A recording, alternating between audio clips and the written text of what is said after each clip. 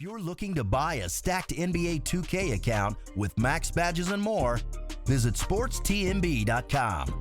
He has been in the community for years and has hundreds of reviews. Click the first link in the description to get your account today.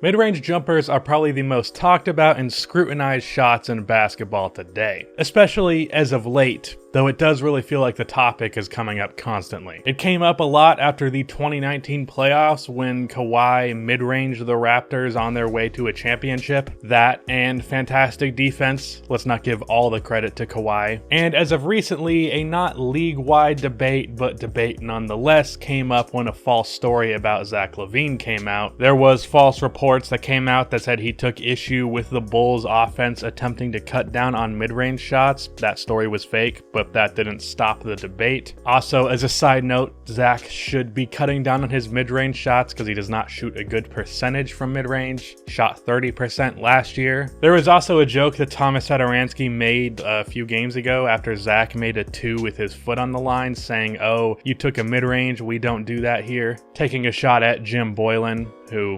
reminder, he's a moron. And a player like James Harden, despite averaging 39 points per game, only taking 2% of his shots from mid-range, does not extinguish that feeling. 2%, by the way, means he has only taken literally 10 mid-range shots out of his 507 shots this year. Mid-range jumpers have said to have been killed in the age of analytics, but I want to talk about why the mid-range game is not only alive and well, but also why it's an essential part of basketball.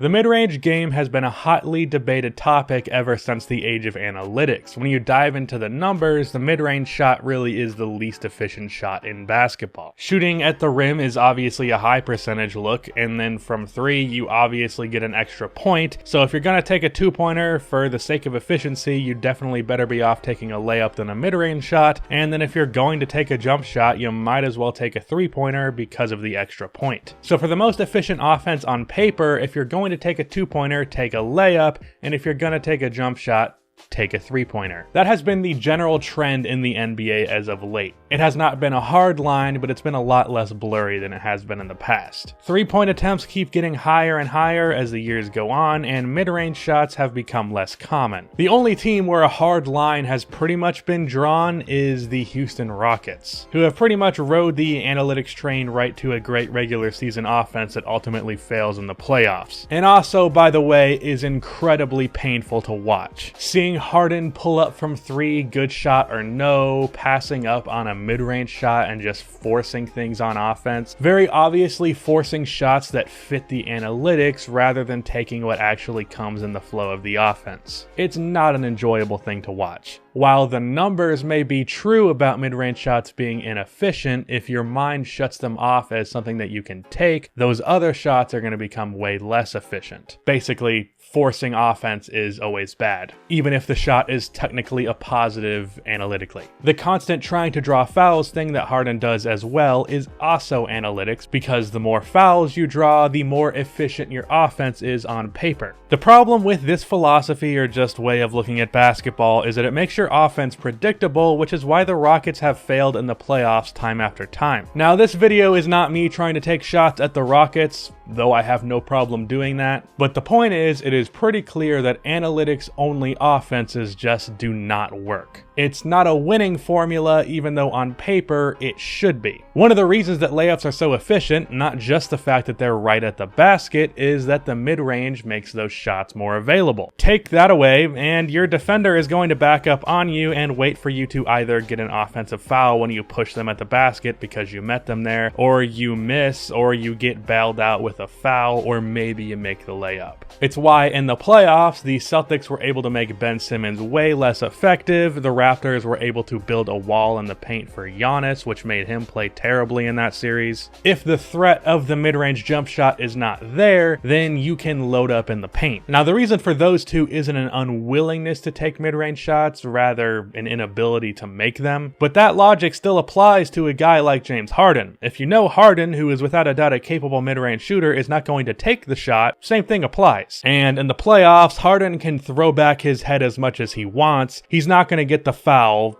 or at least not at the same rate he would in the regular season. Now, what is worth mentioning is that the eradication of the long mid-range shot makes plenty of sense. Unless there is almost no time left on the clock, there is no reason to take a shot like that. What analytics did do is turn long two-pointers, like I'm talking a foot into the line, into three-pointers. That makes a lot of sense with basic math. I honestly think outside of the slower pace, the reason that scoring was so down in the 90s was how often long twos were taken rather than three-pointers, when simply getting their feet behind the line could make for a league average scoring increase. So I agree that long two shouldn't be in the NBA anymore. If you have some nostalgia for that, then do you, I guess. People are allowed to be dumb. But a mid-range shot from about free throw line distance definitely still has a place in the game. Outside of just the logical need for mid-range shots, when you look at teams that win championships, they tend to be mid-range shooting teams. I'd say the analytics movement really started to pick up in 2014. That's when the game started to really head in that direction. So looking at the championships after the Spurs won theirs in 2014, the Warriors, who won the 2015 championship, were 4th in shots from 10 to 16 feet, and the runner-up Cavaliers were 5th. In 2016, the Warriors were down to 22, but they were 6th in the playoffs in mid-range attempts. And then in 2017, when the Warriors now had Kevin Durant, probably the best mid-range shooter in the NBA, they jumped back up to 10th in the NBA and 6th in the playoffs again. And then in 2018, the Warriors were 3rd in the league in mid-range attempts and 2nd in the playoffs. So ironically, when people blamed the Warriors for this analytics age and the death of the mid-range shot, they were completely wrong, because the Warriors were always towards the top of the league in mid-range attempts. More threes doesn't need to mean way less mid-range shots. And then this year, when the Raptors dispatched the Warriors, it came from the second best mid-range shooter in the NBA,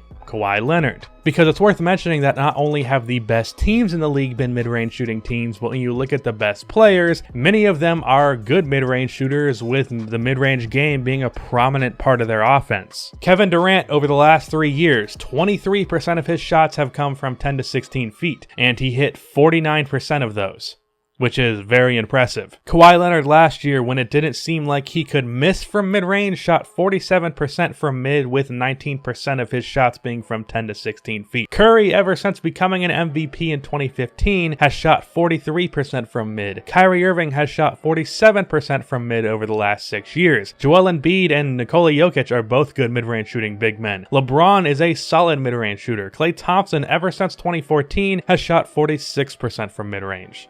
Players who are towards the top of the league tend to take a decent percentage of mid-range shots and hit them at a decent rate. And if you're thinking like, oh, well, 19% of their shots are mid-range, that's not a lot. Well, actually, if you go back and look at the numbers, prime Kobe Bryant shot 16% of his shots from mid-range. Kevin Durant is a more prominent mid-range shooter than Kobe Bryant ever was. In 2019, he shot a higher percentage of his shots from 10 to 16 feet than Kobe Bryant ever did in his prime. The mid-range game is not dead. There have been attempts to kill it, but they have failed. I'd say the overall rate of mid-range attempts per game has gone down throughout the years, but it is far from dead. The mid-range game is a necessary part of an NBA offense, college offense, high school offense, fucking pickup offense. There are roughly 3 areas on offense on the court, and that is pretty clear from what I've talked about in this video. There is shots at the basket, shots from 3, and shots from mid-range. If you've heard the term 3-level scorer, like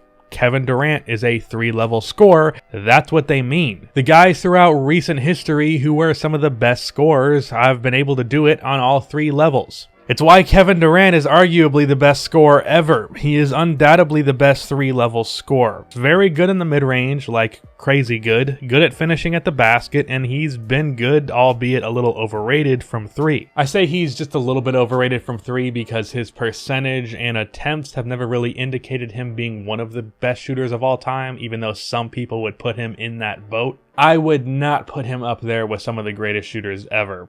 One of the best in the NBA right now, but not like A tier, if you know what I mean. But in order for a 3-level score to exist, you obviously need the mid-range. It opens up the opportunity to get those 2 beloved shots by analytics, which are 3-point shots and layups. Layups more so than 3s. Because the reason that layups and 3s are so efficient is because the mid-range frees them up to be a shot you can get without it being really contested. So the mid-range game is not dead by any means. It has a very prominent and necessary place in basketball's ecosystem. And as someone who grew up a Kobe fan and has a great appreciation for Michael Jordan and watch his highlights all the time, I'm glad it's not dead. That's the end of this video. Please be sure to like and subscribe for more NBA content like this, and cue the outro music.